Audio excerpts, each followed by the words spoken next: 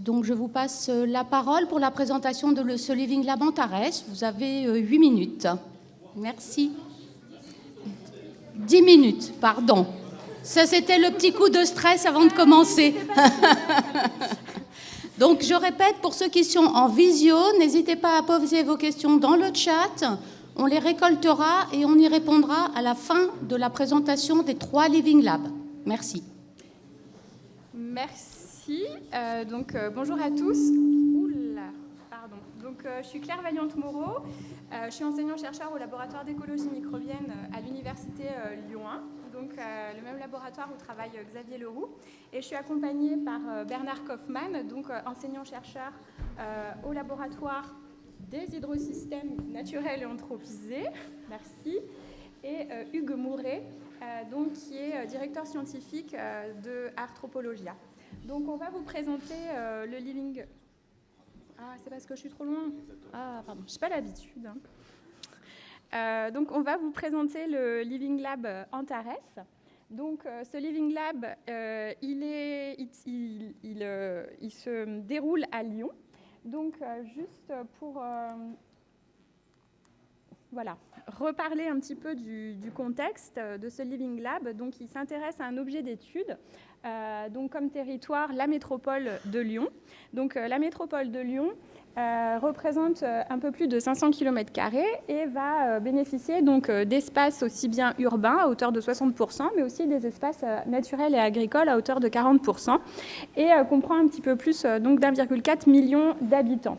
Comme on l'a vu ce matin, ces solutions fondées sur la nature, en fait, elles sont là pour relever, dans la mesure du possible, un certain nombre de défis liés aux changements globaux. On en a cité un certain nombre ce matin, parmi lesquels l'adaptation au changement climatique, la préservation des ressources, et puis, bien évidemment, essayer de garantir, en tout cas, la santé, le bien-être des habitants. La petite particularité de ce Living Lab, justement, c'est aussi de pouvoir être consolidé par un historique fort au niveau de cette métropole de Lyon, avec des acteurs locaux qui sont impliqués. Il y a un historique quand même depuis plusieurs années dans ce rapport à la nature entre les habitants et la société. Il y a une volonté forte de végétaliser, revégétaliser les espaces, notamment pour répondre à ces défis sociétaux. Les objectifs du Living Lab, on en a défini 3 principaux.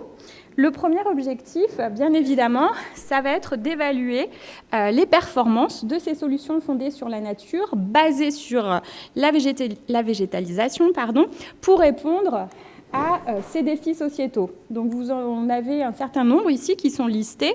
On retrouve les principaux, l'atténuation, l'adaptation au changement climatique, la dépollution, en prenant la pollution au sens large sous ses différentes facettes, la santé et le bien-être des habitants.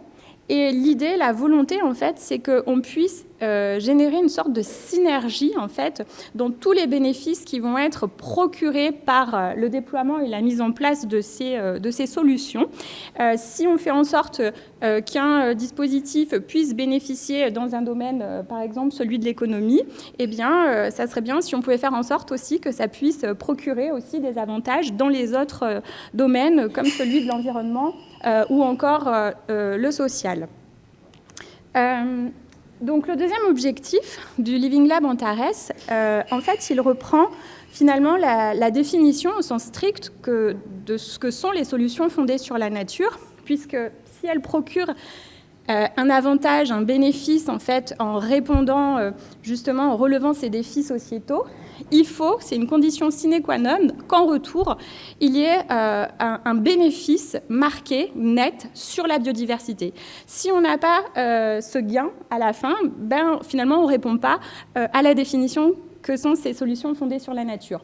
Le deuxième objectif, il vise à relever aussi ce défi, d'essayer justement de suivre dans l'espace et dans le temps, lors du déploiement de ces différentes solutions, l'évolution de cette biodiversité en termes de dynamique, de richesse, de diversité.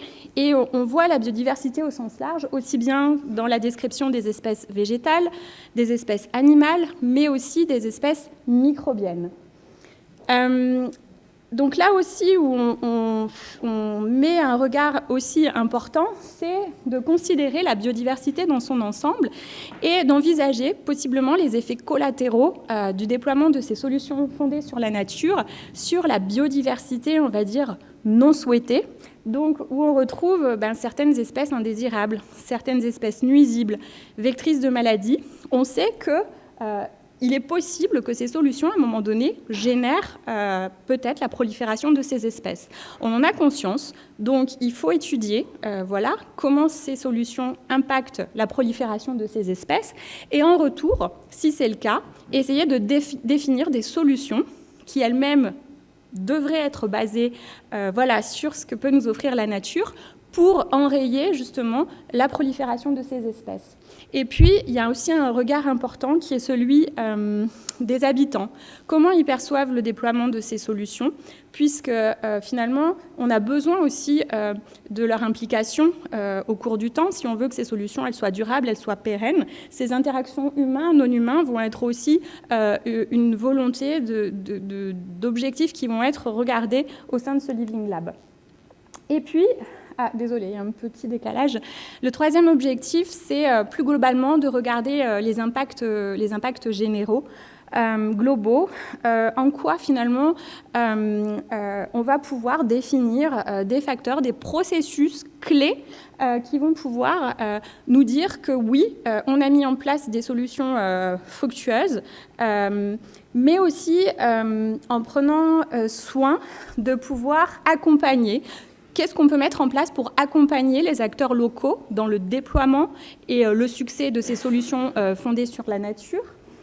Comment les habitants aussi vont pouvoir être partie prenante, comme je le disais tout à l'heure, dans la durabilité de ces solutions? Et comme on l'a dit aussi ce matin, il y a vraiment une volonté d'avoir cette évaluation qui est systémique des solutions fondées sur la nature. Si on apporte un bénéfice dans un domaine, eh bien, l'idéal, ça serait que ça puisse se répercuter aussi sur les autres domaines. Et puis, à terme, essayer de réfléchir peut-être sur, pourquoi pas, la mise en place de normes, de réglementations, peut-être, pour justement la pérennité de ces solutions. Donc, au niveau des acteurs de ce Living Lab, à l'heure actuelle, eh bien, on a un réseau qui recoupe à peu près 14 laboratoires. Donc, ces laboratoires, en fait, ils représentent différentes disciplines qui sont complémentaires les unes des autres. Donc, on va des sciences de l'environnement à l'anthropologie, en passant par l'ingénierie, la physique, et adossé à ces partenaires académiques, on a aussi des non-académiques, parmi lesquels la métropole de Lyon, la ville de Villeurbanne, qui sont parties prenantes aussi, et des bureaux d'études tels que le CEREMA, Aegis, et des associations aussi. Et justement, Hugues aura l'occasion de vous présenter justement Arthropologia, qui travaille conjointement avec nous dans le Living Lab.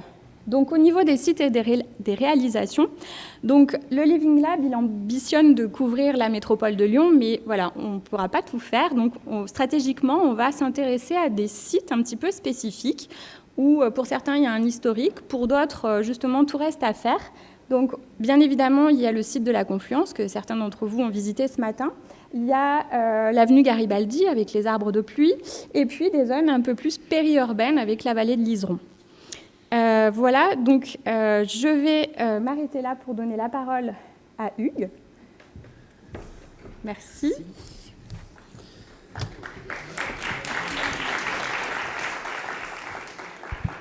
Eh bien, bonjour à tous et merci de m'accueillir. On est fiers et heureux de collaborer à cette grande aventure multi-acteurs. Et donc, DSFN, pourquoi faire ? Évidemment, j'ai repris un certain nombre de points qui étaient déjà cités sur stopper l'intoxication, restituer des milieux, partager le territoire dans l'espace et dans le temps, mais avec d'autres objectifs secondaires, comme par exemple améliorer la qualité de vie. Et la qualité de vie de l'eau, au travers de l'eau, de l'air, au travers du sol, de la nature en général, et donc la qualité de vie des humains et des non-humains. Agir sur le climat, bien évidemment, ça aussi c'est améliorer la qualité de vie au travers des îlots de chaleur qu'on pourrait remplacer par des îlots de fraîcheur via la végétalisation, et agir sur le vivant plus globalement, notamment la diversité et l'abondance pour que des groupes et des populations puissent venir remplir des fonctionnalités écologiques qu'ils ne peuvent pas du fait de leur absence aujourd'hui. On voulait évoquer c'était toujours sur la même diapositive, le projet collectif qui a été mené avec un certain nombre de partenaires qui sont là, Bernard, Marc, Caroline, qui ont mené pendant 3 ans, entre 2021 et 2023, qui a été même soutenu par une thèse de Thomas, le suivi de 40 habitats collectifs et 8 parcs urbains, où on a accompagné les habitants dans la découverte du vivant qu'il y avait autour de chez eux, mais aussi au travers de différents groupes qui étaient inventoriés, mais aussi du changement, de l'acceptation du vivant et de la modification des modalités de plantation, d'aménagement et de gestion pour augmenter justement ces effets de la nature, cette présence et ces effets de la nature sur l'environnement. Donc l'idée, c'est vraiment de transformer les espaces verts privatifs, des jardins, des parcs urbains, des bords de route, des casernes, des hôpitaux, des campus, bref, tous ces espaces qui sont gérés souvent de façon abusive, tondus alors que personne n'y met les pieds, sauf la personne qui pousse la tondeuse. Et l'idée, c'est quand même de rendre efficacement et à grande échelle de la place et du temps aux vivants, notamment en utilisant et en bénéficiant des dynamiques naturelles. Donc, on va essayer de mesurer comment est-ce qu'on peut ne pas se substituer à la nature et réfléchir à ce qu'on pourrait y faire, mais lui donner les moyens de faire ce qu'elle sait faire efficacement, notamment au travers de la fourniture de gîtes, de couverts, de refuges, et donc faire preuve de bon sens, c'est-à-dire ne pas attendre systématiquement des nouveaux résultats pour agir, puisqu'on a quand même aujourd'hui des causes d'extinction du vivant qui sont clairement établies. Donc on a besoin de ces résultats scientifiques pour être encore plus fin dans les 5 ou dans les 10 ans à venir. Seulement dès aujourd'hui, au regard des principales causes d'effondrement, on peut agir efficacement. Et ça, nous, on le traduit au travers du rôle... Comment ? On le traduit au travers des rôles des ligneux, qui ont des rôles mécaniques, hydriques, biologiques extrêmement importants et qui aujourd'hui sont largement connus et défendus. Pour autant, on a coupé encore 23 000 km de haies l'année dernière pour 6 à 7 000 plantés. Donc vous voyez qu'aujourd'hui, cette grande diversité qui pourrait servir, pour ce qui nous concerne, à mettre en avant le rôle des pollinisateurs, les rôles de refuge, de transit, etc. On a 25 000 espèces de pollinisateurs, donc vous voyez des chiffres être indiqués ici. Et on voudrait donc mesurer l'efficacité d'une plantation choisie avec des végétaux exotiques, indigènes ou même labellisés locaux face à une recolonisation spontanée quand on apporte les moyens à la nature de faire ce qu'elle sait faire efficacement. Il va juste falloir faire attention, évidemment, à ne pas à sélectionner la régénération spontanée des espèces indigènes au détriment des espèces exotiques qui prennent encore leur place, tout en augmentant significativement la place des arbustes et des arbustes à fleurs, parce que rendre de la vie aux pollinisateurs, ça veut dire des fleurs, et les fleurs, c'est pas que des plantes herbacées, c'est surtout des arbustes qui fournissent la plus grande couverture de fleurs pour les insectes, de fruits pour les oiseaux, de caches, de refuges et d'espaces de nid. Voilà, donc on a beaucoup de choses à faire, on doit se mettre en marche immédiatement, et je vous remercie de votre attention.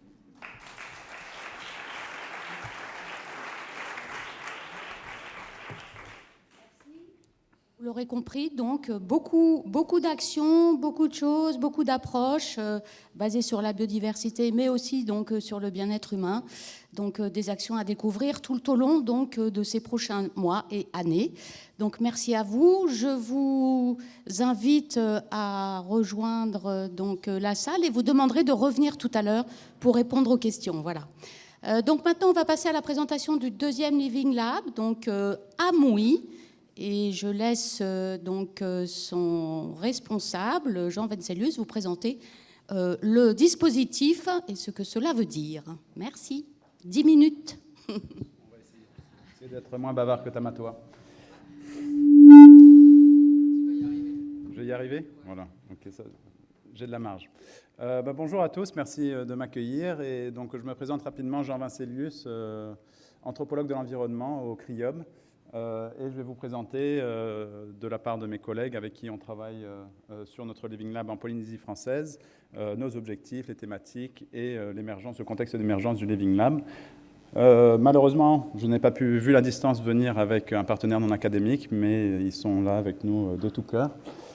Juste pour commencer, donc le sigle du Living Lab, AMUI, donc qui permet, qui est un acronyme qui permet de traduire les objectifs principaux et le contexte de notre Living Lab, qui est de trouver des solutions alternatives, innovantes, pour gérer donc management des écosystèmes insulaires de façon intégrée, transversale et qui prennent en compte la dimension terre-mer. Mais aussi, et de façon peut-être plus importante, AMUI en tahitien veut dire ensemble, donc travailler ensemble dans cet objectif-là.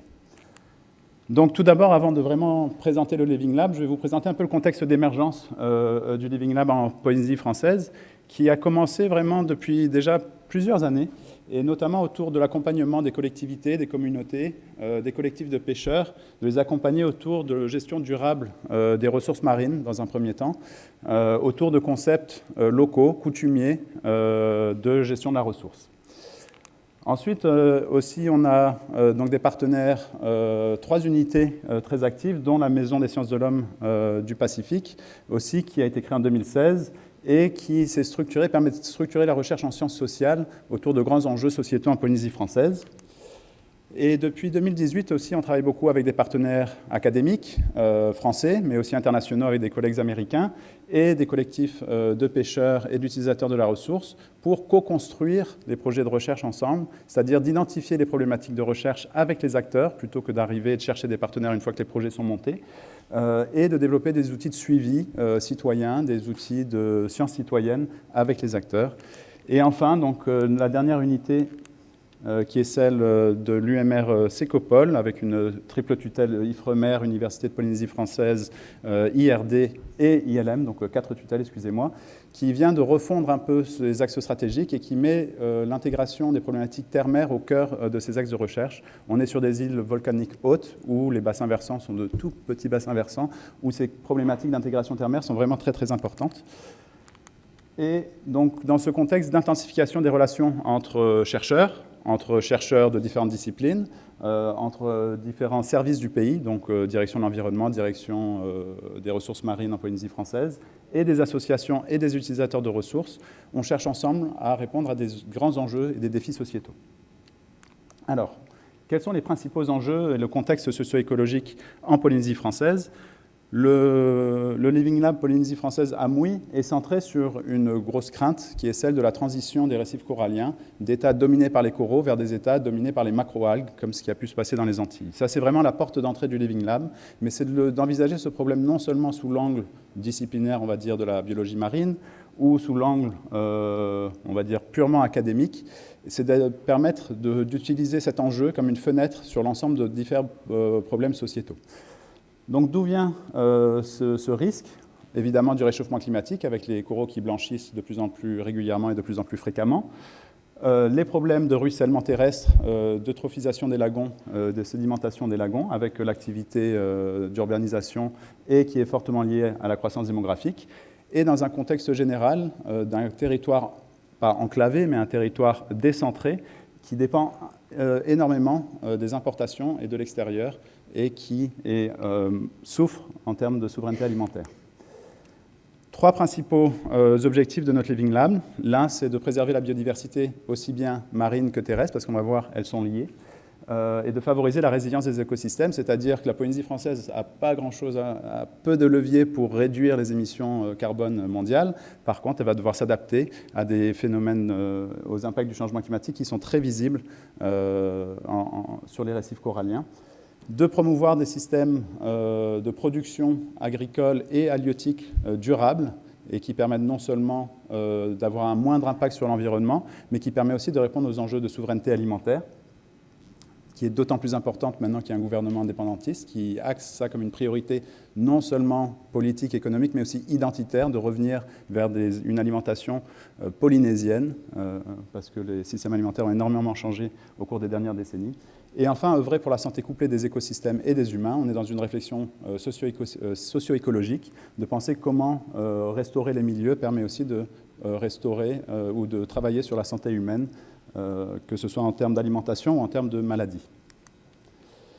Alors, vraiment au cœur de notre réflexion est celle de l'articulation entre écosystèmes terrestres et marins, entre modes de production agricole et halieutique, et de penser les solutions à l'échelle de bassins versants. Même si la focale à la base, c'est ces problématiques liées aux récifs coralliens, merci.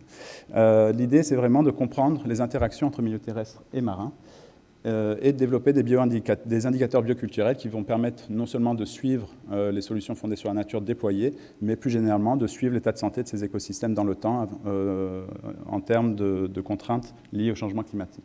Donc 2 thèmes, un qui est plutôt centré sur l'agriculture et le milieu terrestre, et un autre thème qui est plus centré sur le milieu marin, et ce sur 3 sites en Polynésie française, donc dans les îles de la Société, à Tahiti, à la presqu'île de Tahiti que vous connaissez, qui est célèbre en ce moment à cause des JO et la future compétition de surf, et l'île de Moorea, l'île sœur de Tahiti, Moorea, et qui permet de représenter un gradient un peu d'impact anthropique sur les environnements.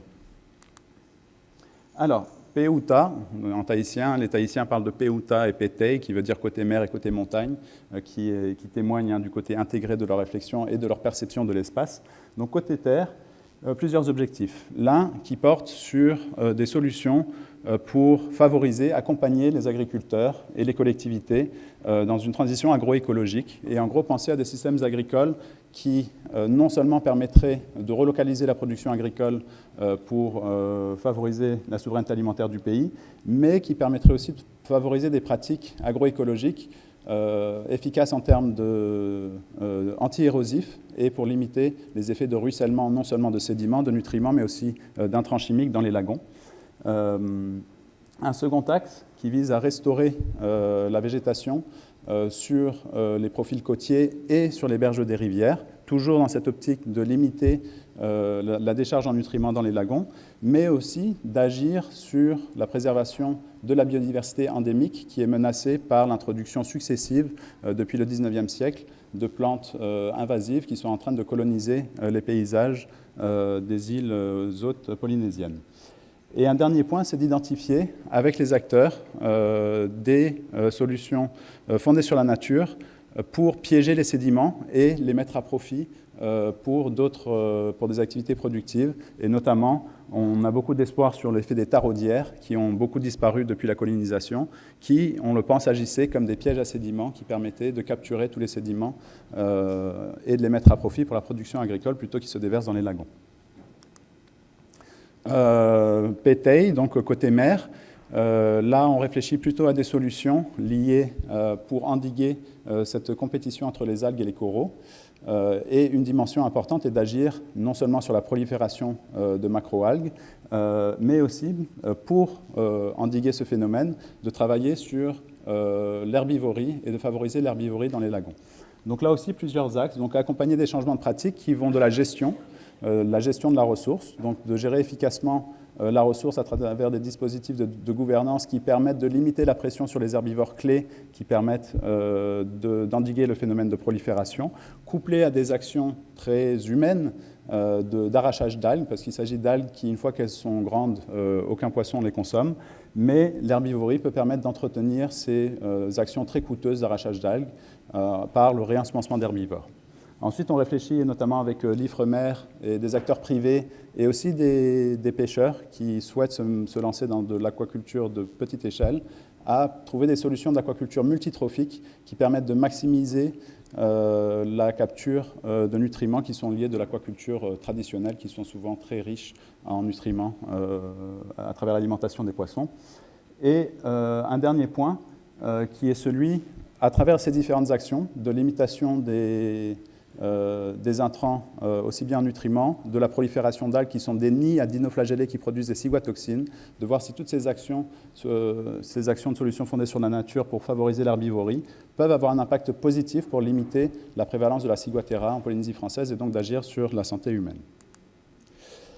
Donc notre Living Lab réunit d'une part des acteurs scientifiques. Alors sur un petit territoire, vous pouvez penser que c'est déjà le cas, mais il y a beaucoup d'unités qui ne travaillent pas ensemble et le Living Lab va être une super occasion de faire travailler différents laboratoires sur des thématiques communes, de travailler avec les services du pays. Donc on a une collectivité d'outre-mer avec son propre gouvernement, son propre président et ses propres services de l'environnement, de gestion des pêches, mais aussi avec les collectivités locales qui sont très impliquées dans la gestion de leurs espaces aussi bien terrestres que lagonaires.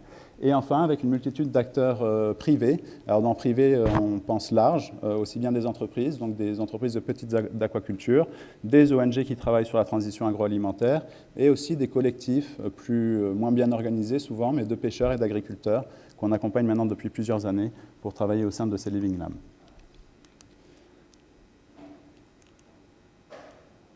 Je vous remercie de votre attention et je clôt la séance avec une photo de l'inauguration du Living Lab Polynésie française en octobre dernier, si je ne me trompe pas. Le temps file, mais on est prêt là, à bien partir. Merci de votre attention.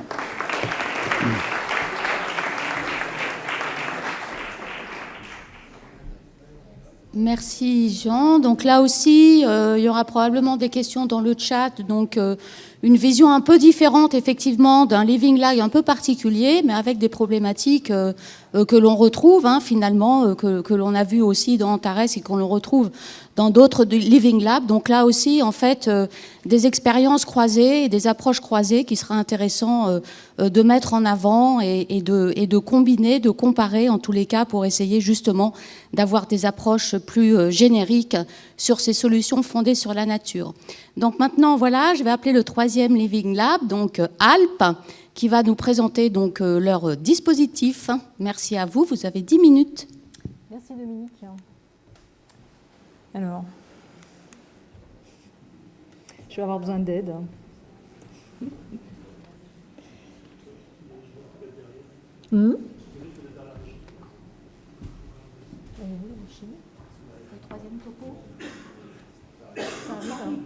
Ça arrive, un petit peu de patience. Petit souci de régie. Non, il faut que ça descende des montagnes, ça prend un peu de Non. temps. Bien.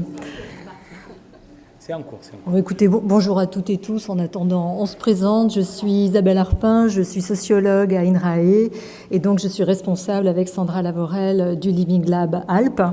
Et je suis Richard Bonnet, je suis le responsable scientifique au Parc national des Écrins. On attend toujours.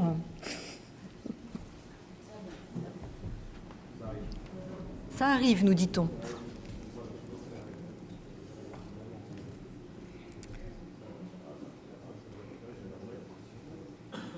Voilà. Ça y est, il est là. C'est bon pour vous? Eh bien, on y va. Donc, l'objectif du Living Lab Alpes, c'est d'étudier les solutions fondées sur la nature dans le contexte des aires protégées, ce qui a été très peu fait jusqu'à présent. Et pourtant, les missions des aires protégées sont en parfaite adéquation avec les objectifs et les critères d'évaluation des solutions fondées sur la nature.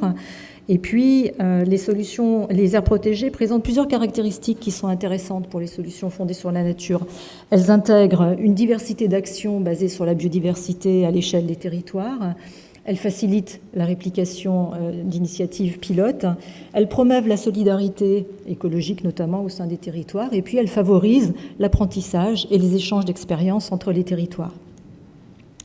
Le Living Lab Alpes concerne 3 territoires qui sont contrastés dans les Alpes.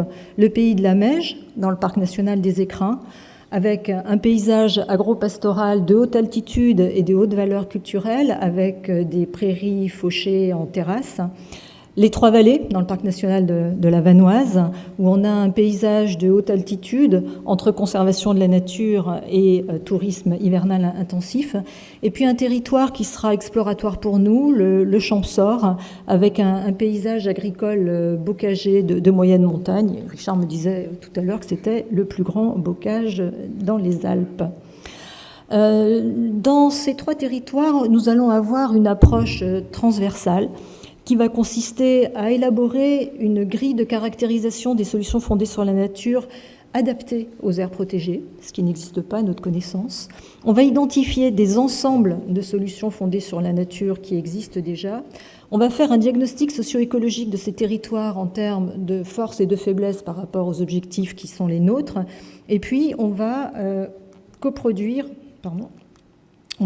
des trajectoires de développement des solutions fondées sur la nature dans le cadre d'une stratégie qui soit à la fois cohérente, qui soit co-construite pour amplifier et diversifier les SFN. Et on a 3 objectifs classiques, lutter contre la perte de biodiversité, contribuer à l'atténuation du changement climatique, particulièrement rapide dans les Alpes, et puis améliorer la durabilité des systèmes agricoles et touristiques. Le calendrier global de mise en œuvre. En 2023, on a défini les objectifs et les manières de travailler dans le Living Lab. Depuis le début de l'année, on a commencé des activités de recherche et on a commencé à identifier des sources de financement pour les actions qui seront mises en œuvre. Et à partir de l'année prochaine, on va mettre en œuvre ces actions, on va conduire des expérimentations et vers la fin de la période, on évaluera les résultats des actions mises en œuvre. Un Living Lab, ça se co-construit avec une diversité d'acteurs, donc des acteurs de la recherche, bien entendu, de plusieurs disciplines, des acteurs économiques, des acteurs en ce qui nous concerne de la conservation et de la gestion des espaces naturels, bien sûr des collectivités locales et des services de l'État. On va juste vous donner quelques exemples des acteurs avec lesquels on travaille. Dans les Trois-Vallées, on travaille particulièrement évidemment avec les stations de sport d'hiver et les domaines skiables, le parc national de la Vanoise et le conservatoire des espaces naturels de la Savoie, par exemple, les collectivités locales, le comité de massif des Alpes. Voilà. Pour le pays de la Meije, bien évidemment, on n'est pas sur la question de station de ski, donc on va être plus tourné vers les partenaires agricoles et touristiques que vous voyez. On a le parc national des Écrins, je suis là pour en être la preuve, mais aussi nos collègues du conservatoire botanique, les collectivités locales, que ce soit les communes, communautés de communes et régions, et les différents services de l'État. L'approche est bien sûr, je dirais, transdisciplinaire, puisque c'est quand même un site historiquement basé sur la transdisciplinarité. Donc là, ce n'est pas une nouveauté, mais c'est ce qui va renforcer son travail. Les étapes qu'on a suivies pour la sélection des actions qui seront mises en œuvre. On a organisé 3 séries d'ateliers dans le pays de la Meije et dans les Trois-Vallées. Une première en juin dernier pour présenter le projet et faire un tour d'horizon des solutions fondées sur la nature qui existent déjà. Une deuxième série en septembre 2023 pour identifier ensemble les critères d'évaluation des actions et pour spécifier les actions qui sont envisagées. Et dans les Trois-Vallées, on a déjà sélectionné une action prioritaire à ce moment-là. Cette phase de sélection, elle a eu lieu en février de cette année dans le pays de la Meije. Ont participé à ces ateliers une vingtaine de personnes pour le pays de la Meije et une quinzaine pour les Trois-Vallées. Les actions qui ont été discutées lors de ces ateliers. Dans les Trois-Vallées, on a parlé d'érosion des talus, comment prévenir cette érosion, comment restaurer les talus dégradés, de revégétalisation des pistes de ski, de restauration des berges de rivière, de création de zones de quiétude pour les espèces sensibles aux dérangements comme les galliformes, et puis de restauration des zones humides. Pour la zone du pays de la Meije, donc je vous rappelle, c'est autour du col du Lautaret, pour ceux qui sont passés en vacances.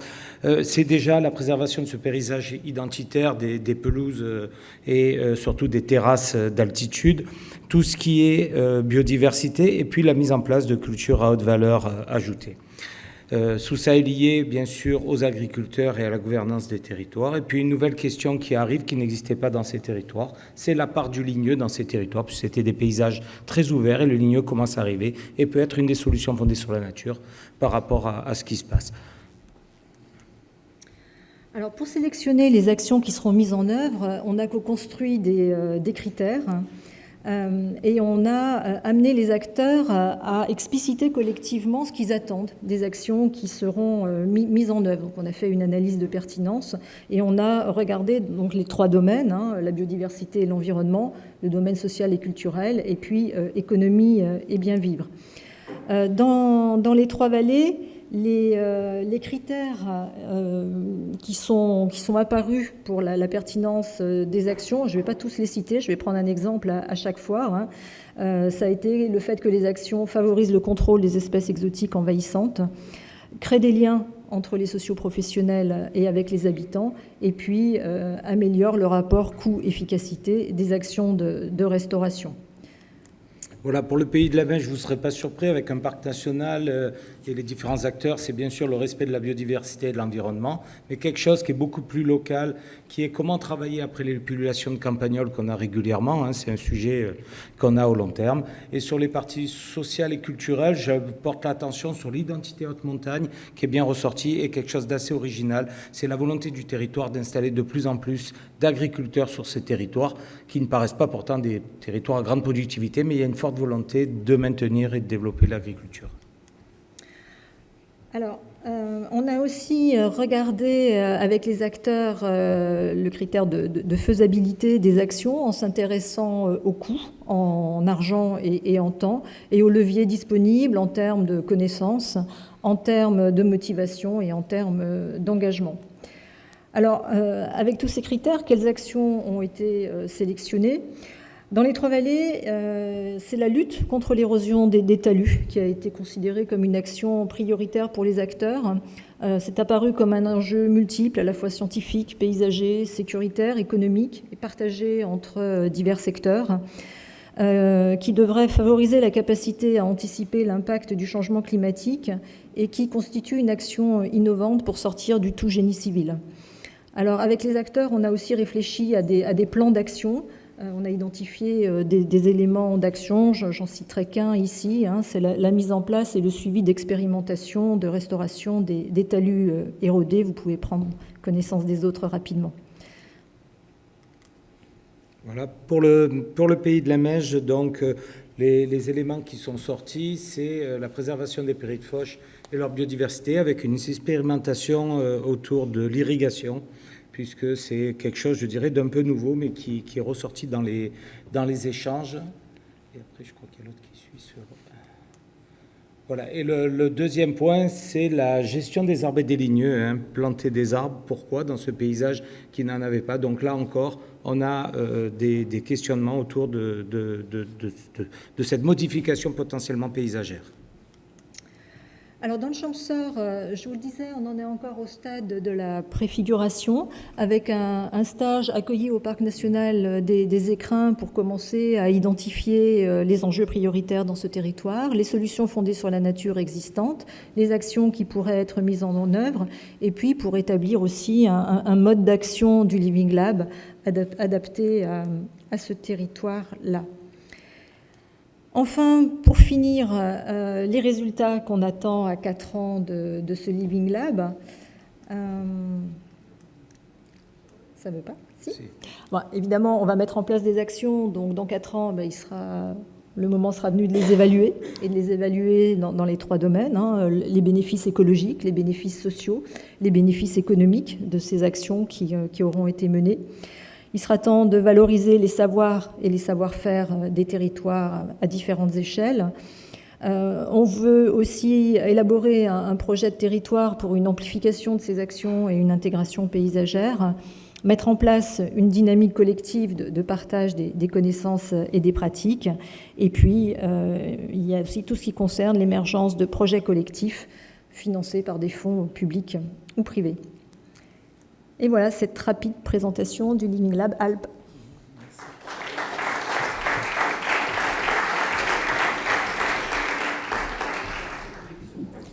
Bravo, hein, parfaitement dans les temps, merci. Je suggère à l'ensemble des responsables... Comment ? Des Living Labs, donc de venir ici, voilà, de s'installer là pour répondre aux questions. Voilà. Donc ce que je propose, il y a un certain nombre de questions dans le chat. Ce que je propose, c'est qu'on prenne une question dans la salle et une question du chat. Alors en effet, merci Dominique. On a pas mal de questions dans le chat, plusieurs autour de la question de l'évaluation des solutions fondées sur la nature. Du coup, je vais les poser à la suite et puis vous pourrez répondre collectivement à ces questions. Une question d'Hélène Soublé de la Fondation pour la recherche sur la biodiversité. Est-ce que le cadre mondial pour la biodiversité est pris en compte pour l'évaluation des SFN ? Par exemple, leur capacité à conserver la biodiversité, leur capacité à utiliser durablement la biodiversité et leur capacité à favoriser un partage juste et équitable des avantages issus de la biodiversité et des services associés. Première question. Deuxième question, est-ce qu'il n'est pas plus pertinent d'évaluer la différence de risque entre la SFN et la solution technologique alternative qui présente également des risques pour les écosystèmes ? A-t-on dans les Living Labs des points zéro sur l'ensemble des registres sur lesquels on souhaite faire l'évaluation des SFN ? Comment s'assurer que les solutions apportées ne sont pas elles-mêmes porteuses de risques pour les écosystèmes ? Quelles évaluations au pluriel ? Voilà quelques exemples de questions sur l'évaluation. Alors moi, je propose de lancer une action collective de réflexion autour de l'ensemble de ces questions sur la prochaine année à venir, parce qu'elles sont riches et effectivement incluent beaucoup de réponses, mais peut-être certains d'entre vous veulent réagir à une ou une partie de ces aspects qui ont été abordés. Oui. Peut-être un élément de réponse sur l'évaluation. Il y a aussi les critères d'évaluation de l'UICN sur lesquels on va évidemment s'appuyer étant donné le rôle qu'a eu l'UICN dans la conception, la définition, la promotion des solutions fondées sur la nature. Donc ça me paraît aussi être un cadre nécessaire à prendre en compte pour l'évaluation des SFN. En ce qui nous concerne, on a bien l'intention de le mobiliser Et puis, bon, de toute façon, en tout cas, utiliser les réflexions internationales, celles de l'UICN, celles de l'IPBES également. Je laisse les collègues compléter. Pour compléter sur les SFN urbaines, c'est un peu plus compliqué de s'appuyer sur les recommandations internationales parce qu'on est sur des situations où les espèces qui sont présentes ne sont pas des espèces à enjeu, dans la plupart des cas. Il peut y en avoir, mais ce n'est pas la grande majorité. Et l'objectif, c'est plus d'aller vers une biodiversité fonctionnelle qui rend des services, qui soit riche. Et c'est aussi vers ce type d'évaluation qu'il faut qu'on aille. Sans oublier, évidemment, la protection de la faune, de la flore et des microbes que je n'oublie pas, parce que je vois Sylvie qui me regarde. Voilà. Oui, et tu parles des espèces à enjeu, donc des espèces qui, selon des critères très humains et très restreints, ont défini un certain nombre d'espèces patrimoniales, plutôt rares, etc. Et donc, c'est des outils réglementaires sur lesquels on s'appuie. Mais comme tu l'as dit, les groupes fonctionnels, en fait, c'est de restituer de la nature, de la vraie nature, de la nature ordinaire, celle qui assure le fonctionnement et le maillage, et donc le support de vie des autres espèces qui sont plus rares. Donc, on est vraiment sur de la nature, sur le fond, sur le bruit de la nature, et pas sur des espèces ou des particularités. Par contre, effectivement, quand on travaille sur des réservoirs et des corridors, on travaille par des groupes d'espèces, d'oiseaux, d'insectes, de pollinisateurs, de recycleurs. Et donc là, on atteint des espèces qui ne sont absolument pas protégées, ni pour leur statut, ni pour leur fonctionnalité, et pour autant, qui assurent des services primordiaux pour le fonctionnement du reste des écosystèmes. Un petit complément par rapport à ce que je disais tout à l'heure. Là, donc, on dispose de critères d'évaluation qui ont été pensés à l'échelle globale pour des situations très, très génériques. Et ce qui nous paraît important, c'est aussi de voir si ces réflexions internationales, comment elles ont besoin d'être adaptées au cas auquel on a affaire, hein, nous en particulier aux solutions fondées sur la nature dans les aires protégées. Est-ce qu'on doit décliner comment décliner ces cadres pour qu'ils correspondent aux situations auxquelles on a affaire dans ces aires protégées? Et juste pour faire le lien entre la question sur l'évaluation et la question sur la disponibilité des temps zéro pour faire ce travail d'évaluation, c'est une très bonne question qui est d'autant plus complexifiée que je pense que l'intérêt des solutions fondées sur la nature, c'est le fait qu'elles aient plusieurs objectifs. En fait, en ayant plusieurs objectifs, on a plus de chances de réussir, de faire quelque chose. Mais en voulant impacter l'environnement, la société et l'économie, ça suppose qu'on ait des T0 sur tous ces domaines. Et là, ça devient un gros enjeu. Et donc de réfléchir de façon assez anticipée sur des indicateurs bioculturels, c'est pour ça qu'on insiste beaucoup là-dessus, pour bien prendre en compte l'ensemble de dimensions contre lesquelles on va pouvoir évaluer les solutions fondées sur la nature. Et après, sur le risque aussi, je pense qu'à Lyon, vous y avez bien pensé. Hein, et nous aussi, c'est un gros enjeu de penser, quand on travaille sur du réensemencement d'herbivores, d'être sûr qu'on n'impacte pas la diversité génétique. Et donc là aussi, un T0 qui est assez important sur ces questions.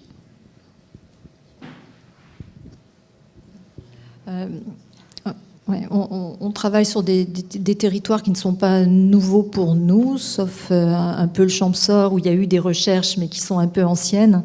En ce qui concerne les deux autres territoires, ils sont investigués de plusieurs points de vue depuis longtemps. Donc je ne sais pas si on peut parler. On n'a évidemment pas une connaissance, un T0 exhaustif, mais enfin on connaît quand même beaucoup de choses, donc on part pas de rien, quoi.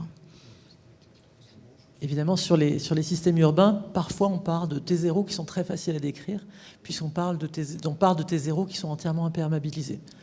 Alors, est-ce qu'il n'y a pas de vie du tout? Est-ce qu'il y a de la vie microbienne au fond? C'est ce que des collègues sont en train de regarder dans certaines expérimentations de désimperméabilisation. Et donc, peut-être que ce n'est pas le temps zéro qui est important, mais c'est la comparaison avec des situations qu'on estime être des situations de bonne qualité pour la biodiversité. Donc il y a plusieurs façons de voir le temps zéro. C'est un temps zéro vraiment temporel, ou alors c'est du comparatif avec quelque chose vers lequel on veut tendre vers la fin de l'implantation d'une SFN. Merci pour ces réponses très, très nourries et très fournies. Peut-être quelques questions dans la salle ?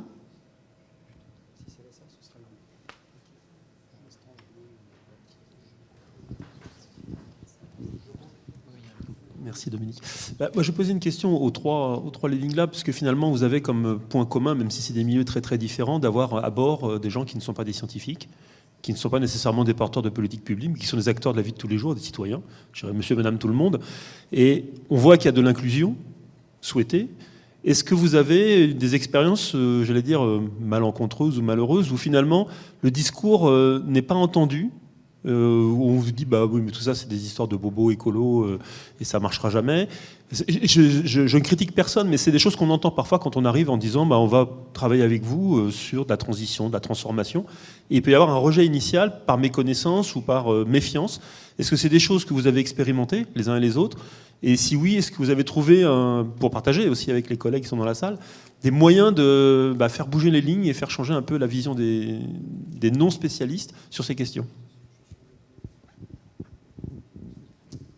Alors... Bon, mais je vais peut-être commencer la réponse, n'étant pas universitaire académique représentant un parc national. Oui, il est évident que lorsqu'on arrive avec des nouveaux concepts sur des territoires, ça a été le cas de biodiversité, ça a été le cas de socio-écosystème, maintenant c'est le cas de solutions fondées sur la nature. Je vous en passe, c'est des meilleurs, j'en ai une liste qui est à peu près longue, au moins d'une cinquantaine. Il nous faut à peu près 10 ans entre le moment où vous faites un concept et le moment où au moins les techniciens du territoire arrivent à peu près à se l'appréhender. Ce temps est vraiment nécessaire. Moi, je ne vais pas vous le cacher, on a en ce moment une stagiaire qui travaille sur les solutions fondées sur la nature en regardant notre charte, parce que peut-être qu'on en a fait sans même le savoir, même fort probablement. Et moi, si je dois vous faire aujourd'hui une définition en tant que responsable d'un service scientifique de qu'est-ce que sont les solutions fondées sur la nature, je vais arriver à faire une réponse qui passera peut-être auprès des journalistes, mais qui passera sûrement pas auprès des scientifiques. Je vais vous vendre un peu de bocage, un peu de zone humide, mais ça va arrêter là. C'est en gros les grands poncifs qu'on a. Et moi, ce qui m'intéresse dans ce travail, c'est justement d'y rentrer dans le détail. Et après, le rôle d'un parc, c'est de pouvoir le retranscrire avec nos mots du territoire, avec nos habitudes dans le territoire. Et c'est la force un peu qu'on a sur ces sites. Là, on l'a vu sur le Living Lab, sur les Alpes, c'est 3 sites historiques où on travaille depuis longtemps avec tous les acteurs. On a établi des relations de confiance sur ces territoires. Donc voilà, il y a tout cet enjeu qui est en cours.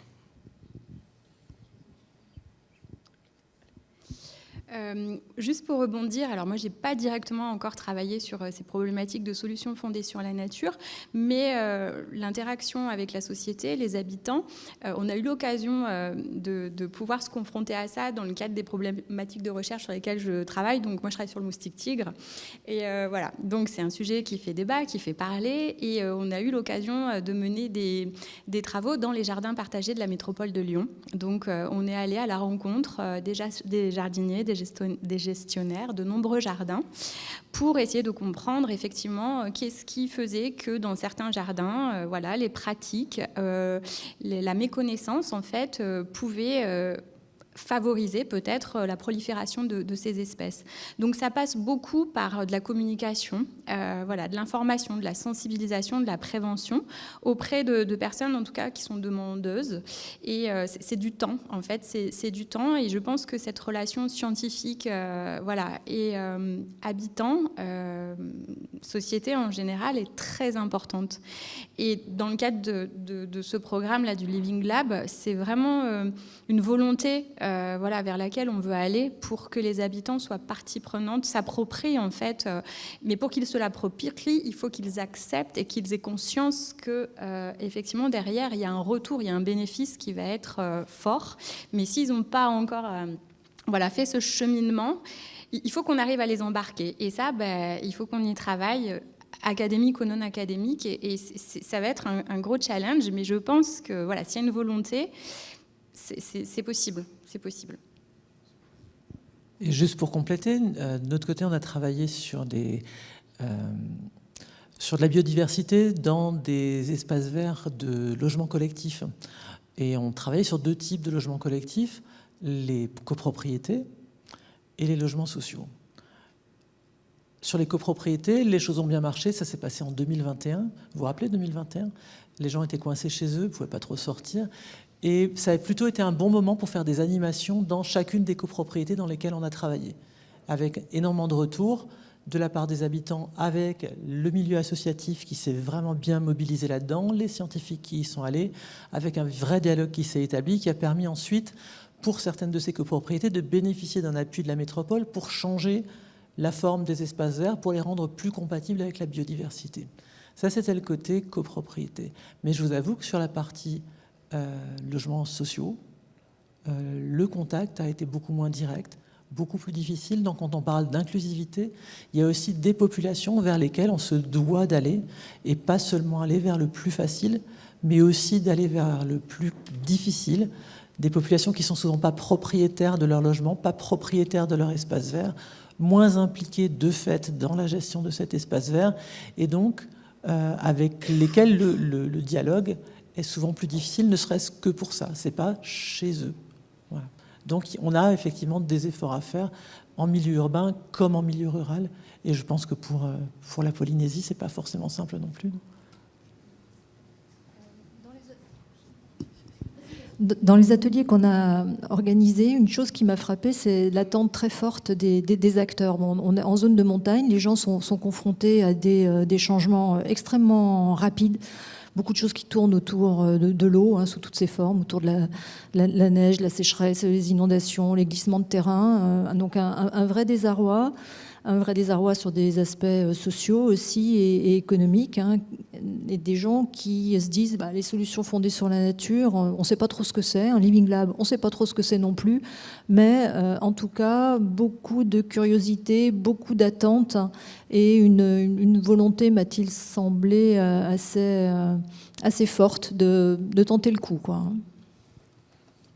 Je voulais ajouter 2 mots. Il n'y a peut-être pas la même sensibilité, les mêmes besoins, les mêmes envies, la même appréhension des problématiques quand on est en milieu rural, en milieu montagne, en milieu agricole, où là, effectivement, les solutions apportées par des scientifiques, alors surtout pas des naturalistes quand ils sont tout seuls, quand ils sont à coquiner avec des scientifiques dans un programme national, ça passe un petit peu mieux.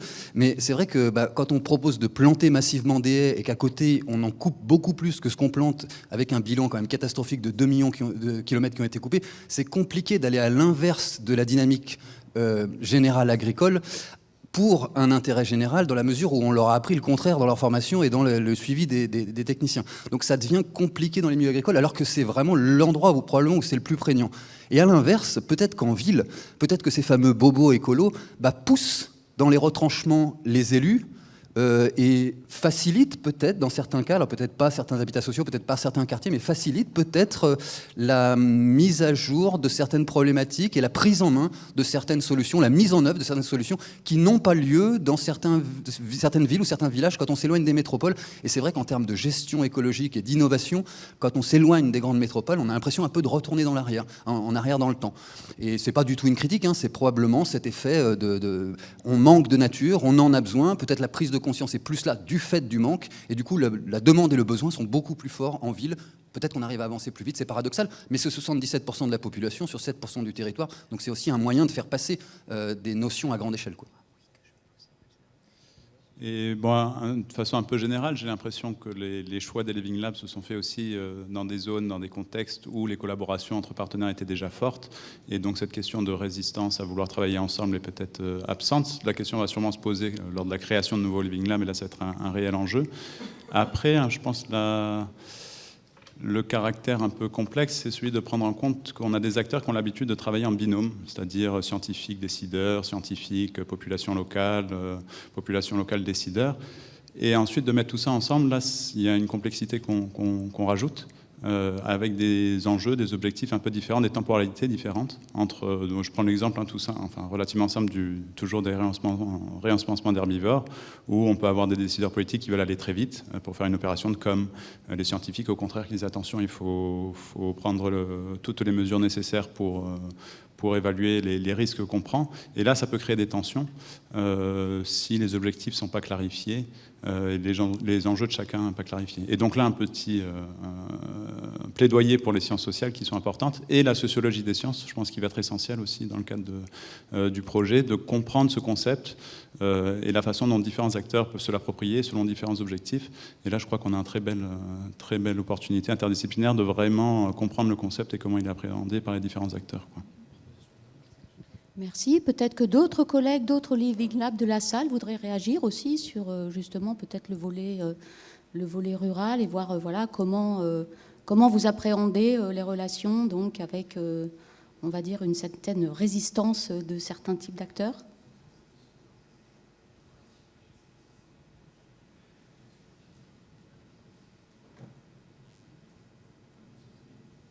Bon. D'autres questions? Oui.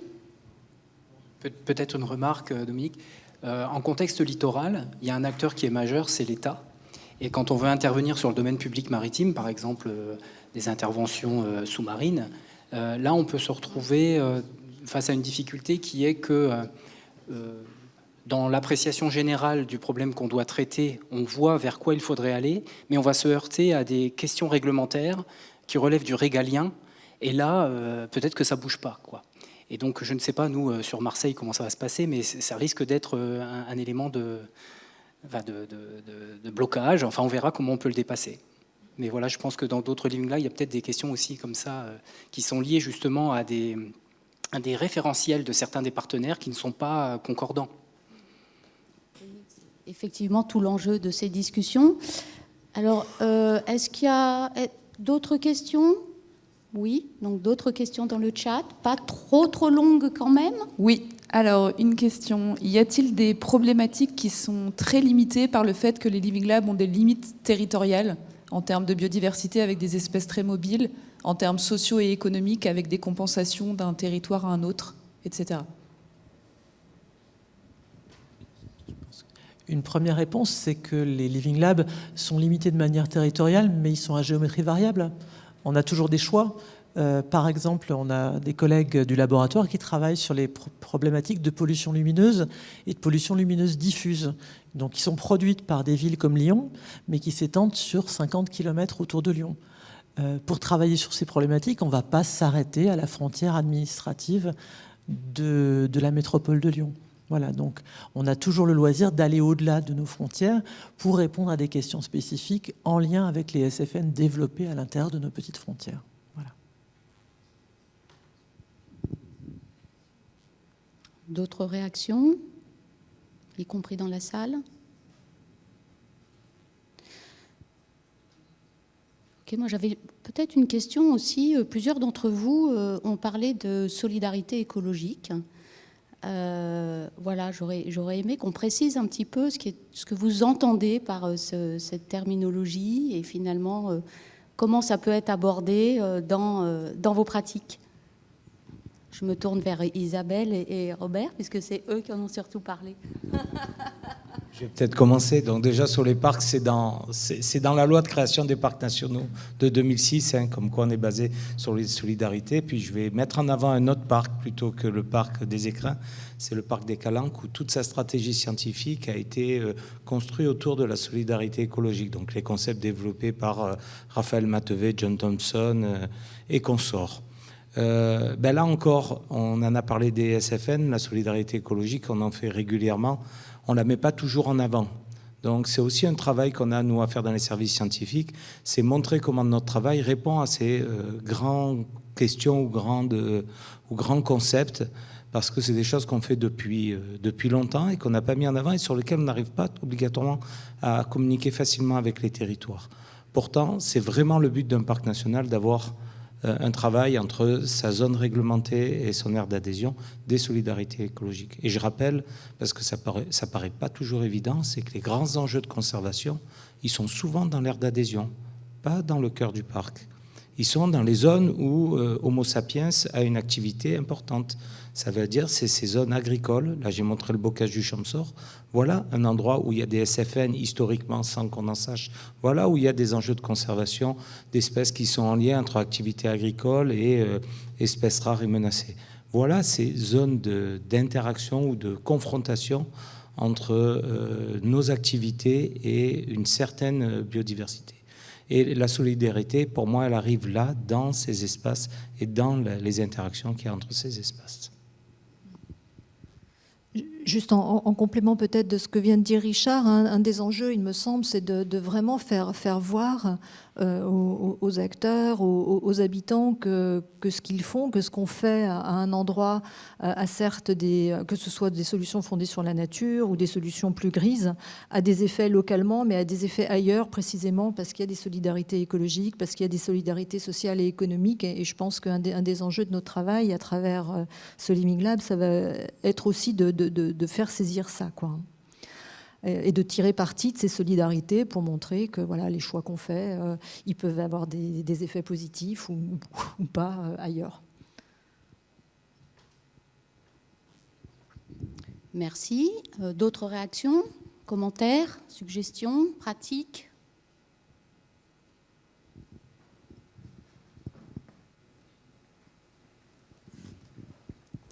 Merci.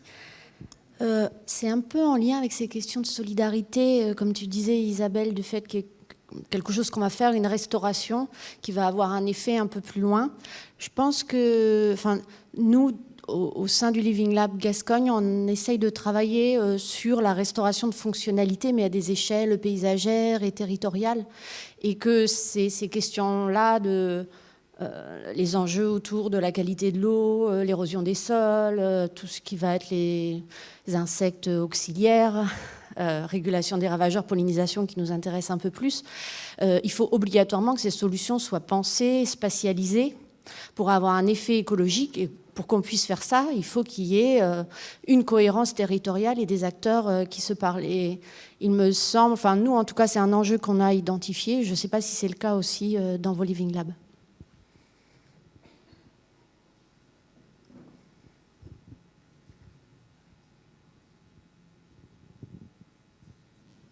Allez-y, allez-y. Allez, chacun son micro. Non, juste pour dire que oui, ce que tu mets en avant aussi, c'est l'entrée paysagère. Et donc oui, nous, on souhaite aussi mettre vraiment ça en avant, quoi, hein. Donc je te rejoins tout à fait. Ouais. Peut-être pour compléter, l'expérience de 50 ans d'un parc national et qui très vite est sorti de sa zone réglementée pour travailler sur la biodiversité, ça a été de créer ces espaces de dialogue qu'il y a derrière. On parle de solidarité écologique, mais pour la mettre en place, il faut vraiment créer des espaces de dialogue où on sort de nos tours d'ivoire. Celui qui est pour la protection de l'environnement voit les choses et dit « ça, vous y touchez pas, autrement, allez hop ». Police, menottes, prison. L'autre qui dit, mais vous y comprenez rien. D'abord, à part les petites fleurs, moi, il faut que je nourrisse la France. Et puis, je vous décline les archétypes de chaque groupe social.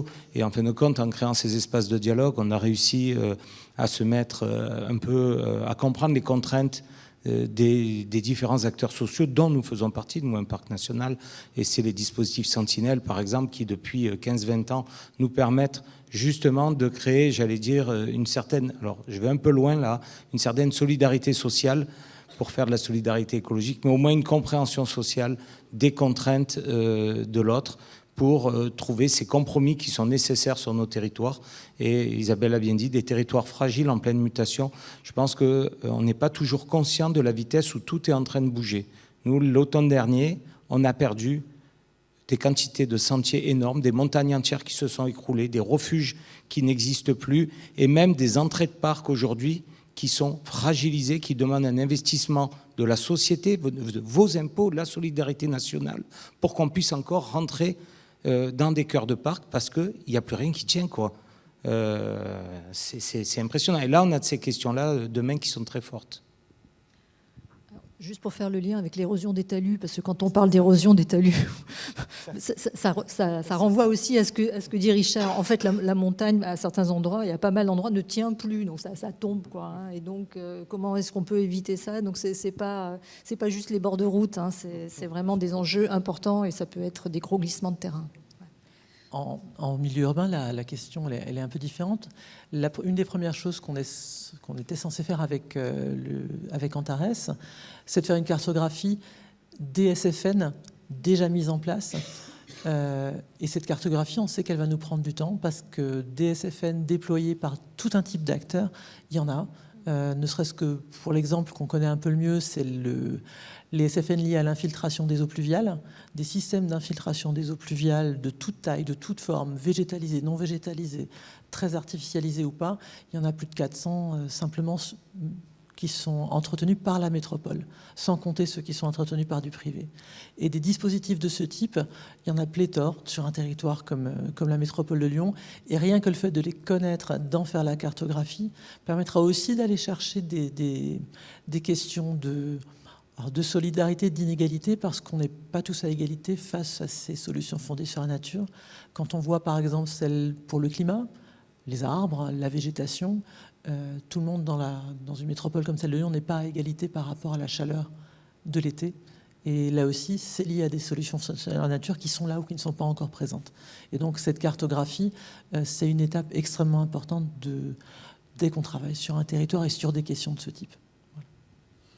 Et pour aller exactement dans le même sens, il y a beaucoup d'expérimentations ou d'aménagements qui ont été mis en place. Il y en a beaucoup qui vont être mis en place. Et donc, ça veut dire concrètement augmenter la place de la nature et de nature différente dans des espaces urbains, si on reste sur ce Living Lab, urbain, périurbain, et donc donner plus facilement accès à de la nature à des gens qui ne l'ont pas aujourd'hui. Et donc répondre à une demande de l'OMS d'avoir un accès à un espace vert à moins de 10 minutes, à moins de 500 mètres, parce que les gens se disent 10 ans plus jeunes et se sentent en meilleure santé. Donc le ressenti est toujours extrêmement important pour la conditions physiques réelles.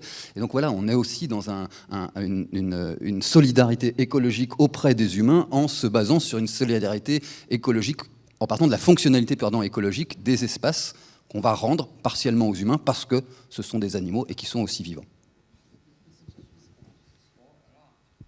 Ça, c'est une bonne conclusion quand même, hein je trouve. Donc, hormis s'il y a encore des questions brûlantes dans le chat. Peut-être une dernière question qui avait été posée pour Jean Vancelius pour le Living Lab de Polynésie, à Mouy.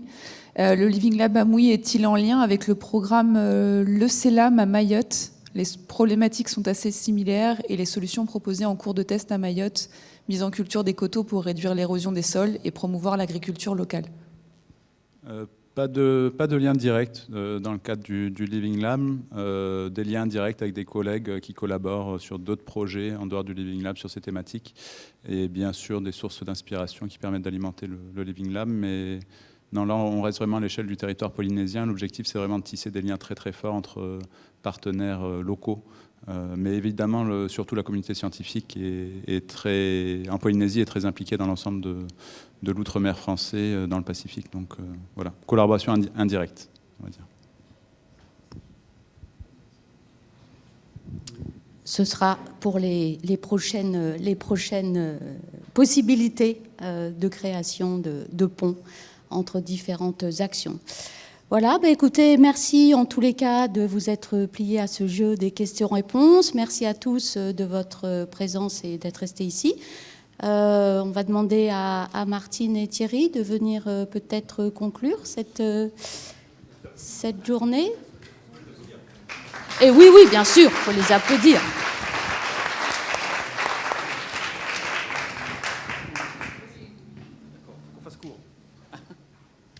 Donc on vient de nous dire qu'il fallait faire court. Alors déjà, on va déjà vous remercier tous d'être restés jusque-là, d'avoir participé à cette journée. Et je pense que c'était un bel événement. En tout cas, nous, on l'a vécu comme ça avec l'équipe projet de manière très, très, très enrichissante, je trouve.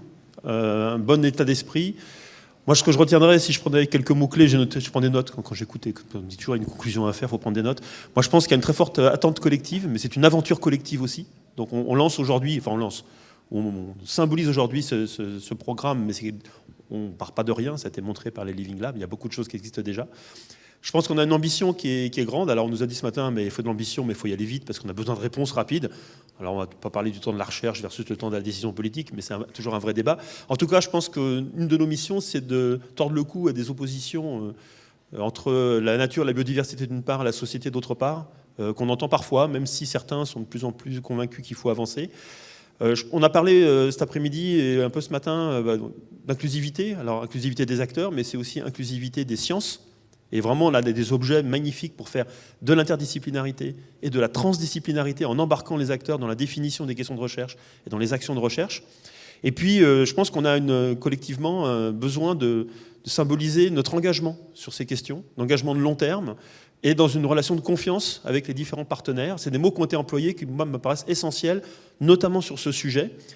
Et ça ne veut pas dire qu'on fait n'importe quoi, n'importe où. Donc il faut de la méthodologie, il faut un cadre conceptuel. Et je pense qu'une des ambitions du programme, c'est aussi de contribuer à construire, à faire évoluer les cadres conceptuels et méthodologiques. Et puis peut-être sortir de quelque chose qu'on reproche souvent aux écologues, moi j'en fais partie, de dire, quand on nous pose une question un peu concrète, de dire ça dépend. Ça va dépendre du temps, ça va dépendre de ce qui se passe, ça va dépendre des conditions locales. Il y a quelques papiers qui sont sortis là-dessus en disant finalement pourquoi les écologues disent toujours ça dépend par rapport à d'autres personnes qui sont beaucoup plus affirmatives dans leurs réponses. C'est parce que le vivant c'est compliqué, la biodiversité c'est compliqué. Et donc on a besoin de temps, mais on a aussi besoin des fois de passer à l'acte et Les Living Labs, notamment, c'était l'objet de cet après-midi, sont des beaux endroits pour tester avec les acteurs des choses en vraie grandeur, et puis aussi de rectifier le tir en cours de route. Je crois que c'était dit ce matin et c'était redit cet après-midi.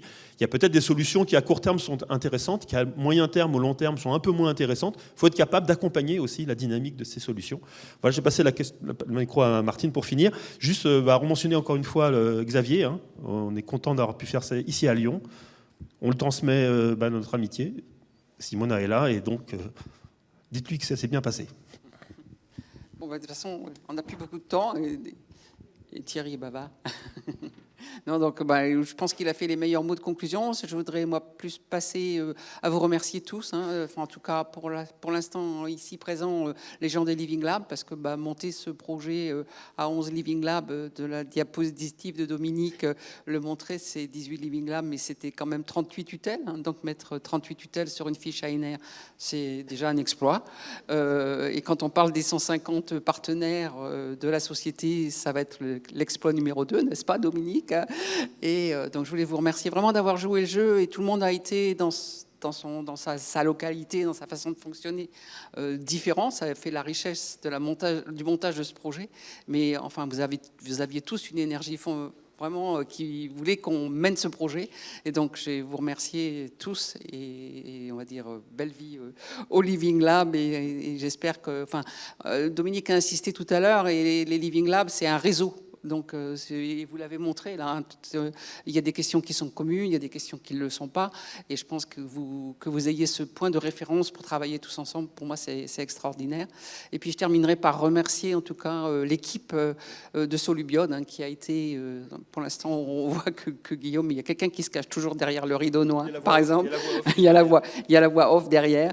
Et je voudrais les remercier parce que vraiment, ces journées ont été organisées en très peu de temps et sans accroc. Et donc, c'est vraiment merci à vous, et merci à Charlotte, quand vous la verrez, qui a fait tout ça du fond de son lit. Mais donc, j'espère qu'elle va se rétablir très vite.